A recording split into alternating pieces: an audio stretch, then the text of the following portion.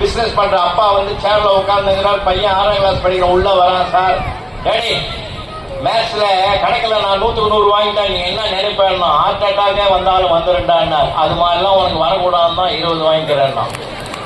இது வாங்குறது 20 வாங்கினாங்க. அங்க போனா அடைவாருன்னு சொல்லி முன்கூட்டியே அவங்க அப்பா மனசு ஸ்டடி பண்ணிட்டான். பாத்தீங்களா, இந்த மாதிரி ஒரு திறமெல்லாம் பெருமையெல்லாம் இருக்குது சார் அவருக்கு. அதை நம்ம பார்த்து பெருமைப்படணும். சில நேரங்கள்ல நம்ம பிள்ளைங்க இந்த மாதிரிலாம் பேச பழகுது.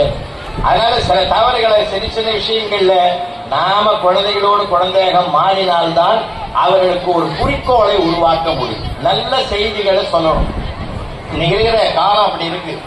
ஐயா சொன்ன மாதிரி சீரியலை விட்டுட்டு வந்துட்டீங்களே சந்தோஷமா இருந்தார். எனக்கு ஒரு பயம் வந்துடுது, எங்க ஞாபகப்படுத்திட்டாரோ பாதி பேர் போயிட போறாங்க.